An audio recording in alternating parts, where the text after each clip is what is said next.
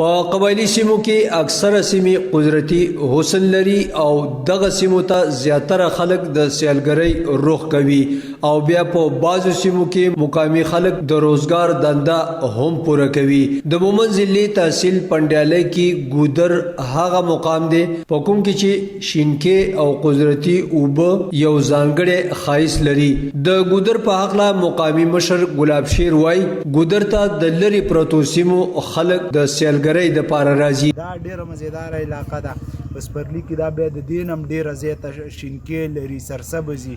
په اخترونو کې دلته کې د سیل لپاره د مومند د مختلفو علاقو نه خلک چکر د پاره راځي. د تحصیل ساپو نه راځي، خویزو نه راځي، د تحصیل الیمزو نه ګندا او دغه علاقو نه خلک دلته کې د چکر د پاره راځي. دا دلته کې تاسو وینئ دې ځای کې دا کمې دوه درې هوټلې چې وړې جوړې شوي دي دا هم ډېرې زیاتې آباد دي. چکر له چې کم خلک راځي دلته کې خوراکونه کوي. بعضې خلک چې کم دی هغه راځي دلته کې ځان سره کټوۍ، لوښي وغیره په خپله راوړي، د خوراک سامان او د چمندونو د غاړو کې ناست دي او ځان له پخلي کوي. نو د انجوایمنټ دپاره دا ډېره زیاته ښایسته علاقه ده.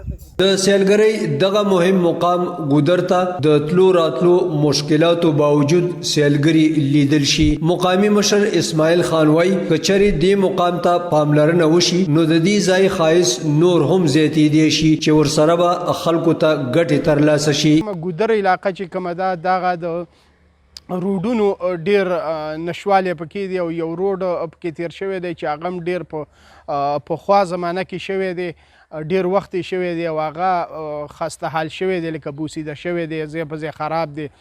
پکار ده چې دغه علاقه کې د روډ دغه کم ستونزې چې کمې دي، کم مشکل چې دي چې دا حل شي نو دلته به په دغه علاقه کې به یو ښکلا راشي، دلته به اسانتیا راشي. دلته که څوک سیلګرۍ دپاره ځي، دلته که د زراعتو کوم ګاډي روزي، مختلف قسمه سبزیانې روزي او هغه د ډېرو لکه وخت هم ډېر غواړي، ګاډي هم پکې خرابېږي یا کم مدنیات راځي. نو که دغه روډونه جوړ شي په دغه علاقه کې نو دغه د دانشکول کومه علاقه چې کومه ده، د ګودر کومه علاقه چې کوم ده، دغه مشکلات به د دغه خلکو ختم شي او دا علاقه به د ترقۍ په پرمختګ کې لکه شامل شي.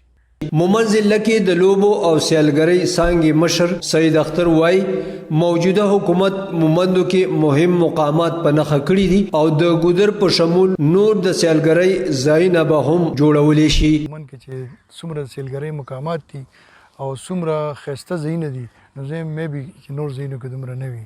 نو همدغه رنګې همدغه وجه ده چې د مومندو دپاره صوبایي حکومت ډېر په کوشش کې دی او ډېر یو فوکس دی په سیلګرۍ به د مقاماتو په ډیولپمنټ باندې دې له ترقي ورکول او دې کې فیسیلیټیز ورکول. دې باندې په مختلفو مقاماتو باندې موږ د هغې آیډنټیفیکیشن شوی دی او په هغې باندې د هغې فیزیبیلیټي رپورټس وغیره ټول تیار شوي دي.